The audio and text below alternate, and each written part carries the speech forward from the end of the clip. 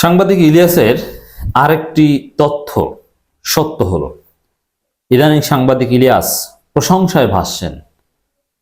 তিনি যার সম্পর্কে যা বলছেন তার সত্যতা মিলছে। বিশেষ করে বিডিআর হত্যাকাণ্ড নিয়ে কোনো তদন্ত কমিশন গঠন হবে না, এটা তিনি আগেই বলে দিতে পেরেছিলেন। আরো নানান বিষয়ে জাতিকে সতর্ক করছেন, জাতি সতর্ক হচ্ছে এবং জনগণের কাছে তার ক্রেডিবিলিটি আছে। যদিও কিছু কিছু ক্ষেত্রে আসিফ নজরুল সিস্টেমে বের হয়ে গিয়েছেন, বিশেষ করে এই বিডিআর হত্যাকাণ্ড বিষয়ে আসিফ নজরুল এক ধরনের দায় মুক্তি পেয়েছেন, দায়টা স্বরাষ্ট্র উপদেষ্টার উপর পড়েছে। তো নানান বিষয়ে আসিফ নজরুল কথা বলছেন, এমনকি জামাত ইসলামী নেতা ডাক্তার সৈয়দ আব্দুল্লাহ মোহাম্মদ তাহের সম্পর্কে কথা বলেছেন। মজার বিষয়, জামাতের ক্ষেত্রে এটা কখনোই ঘটেনি। ডাক্তার তাহের সাহেবকে সন্দেহ করছে জামাত শিবিরের লোকজন। আপনি বিভিন্ন জায়গায় জামাত শিবিরের মন্তব্য দেখেন, ইলিয়াসকে বিশ্বাস করছে। এটা ইলিয়াসের একটা বড় অর্জন। যদি আমি বলছি না যে ডাক্তার তাহের সাহেব ভারতের দালাল, না, তবে হ্যাঁ, ভুলের ঊর্ধ্বে আমিরে জামাতও নন, তার ক্ষেত্রেও তদন্ত হতে পারে। তো এগুলোর মধ্যে ইলিয়াস সাহেব আরেকটা তথ্য দিয়েছেন বেশ কয়েক মাস আগেই, যে ওবায়দুল কাদের বাংলাদেশে আছেন। এই কথা ইলিয়াস বলেছিলেন যে বাংলাদেশে আছে, এবং তিনি সতর্ক থাকতে বলেছিলেন যে যে কোনো সময় ওবায়দুল কাদেরকে ভারতে পার করে দেওয়া হতে পারে। ইলিয়াস বলেছেন প্রায় 1.5 মাস বা 2 মাস আগে, যদি আমি ভুল না করি।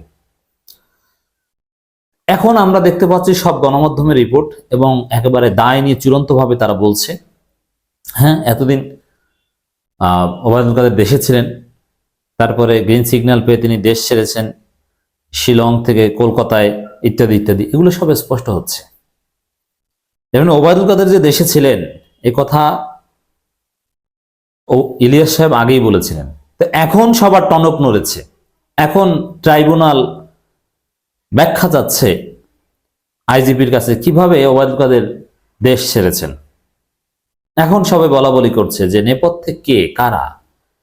ওবায়দুল কাদেরকে নিয়ে যা ঘটেছে, এতদিন দেশে ছিলেন, নিরাপদে দেশ ছাড়তে পেরেছেন। দেখেন, সরকার এতদিন বলতো যারা পালিয়েছে তারা 5 তারিখ থেকে 8 তারিখের মধ্যে পালিয়েছে। ঠিক আছে, এটাই আমাদের কোনো দায়ভার নেই, 5 তারিখ থেকে 8 তারিখের মধ্যে পালাতে পারে। এমনকি সরকার গঠনের পর 2, 4, 5 দিন একটা বিশৃঙ্খল অবস্থায় পালাতে পারে।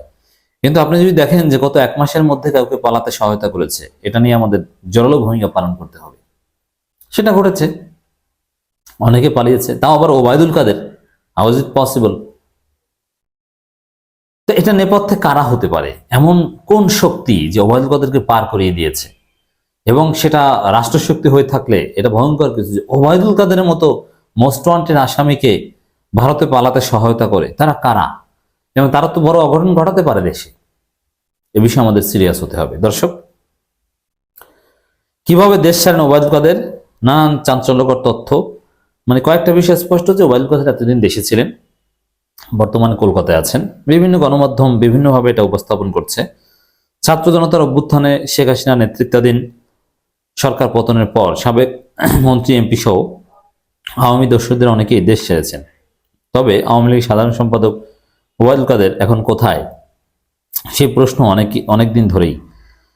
যদিও গত সোমবার 16 ডিসেম্বর মানবজমিন এক প্রতিবেদন নিশ্চিতভাবে বলা হয় যে 8 নভেম্বর ওবায়দুল কাদের কলকাতায় পৌঁছেছে।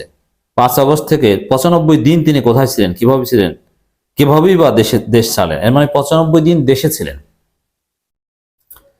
এর মানে এই সরকারের গুরুত্বপূর্ণ কোনো দায়িত্বশীল লোকজন তাকে দেশ ছাড়তে সহায়তা করেছে, এটা স্পষ্ট। তারা কারা হতে পারে? খবর রয়েছে তিনি এক বিশেষ স্থানে আদর যত্নে দিন কাটাচ্ছিলেন, তবে কিভাবে দেশ ছাড়বেন তার ফন্দি ফিকির করছিলেন। সবুজ সংকেত আসার পর সড়ক পথে তিনি বিশেষ ব্যবস্থায় ভারতের মেঘালয়ের রাজধানী শিলংয়ে পৌঁছান। সেখান থেকে যান কলকাতা। দিল্লি নয়, কলকাতাতেই তিনি অবস্থান করবেন, এমনটাই জানা গেল। ভারত সরকারের কাছে তার জন্য কেউ লবিং করেছিল, শেখ হাসিনা এক্ষেত্রে অনেকটা নীরব। আন্দোলন দমাতে ছাত্রলীগ যথেষ্ট, কাদের মন্তব্য যে কাদের মোস্ট ওয়ান্টেড আসামি, এটা তো স্পষ্ট, এবং তিনি কলকাতায় আছেন, থাকবেন।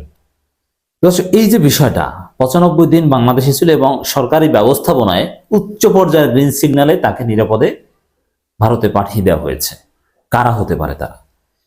এই প্রশ্নের উত্তর আমরা সেখানে পাবো। ক্যান্টনমেন্টে যারা আটক ছিল তাদেরকে ছেড়ে দেওয়া হয়েছিল, তারা কারা, তারা কোথায় গিয়েছে, তাদেরকে কিভাবে ছেড়ে দেওয়া হয়েছিল, কোনো জবাব কিন্তু আসছে না। এই কাজ যারা করেছে, ওবায়দুল কাদেরকে ভারতে যেতে তারাই সহায়তা করেছে।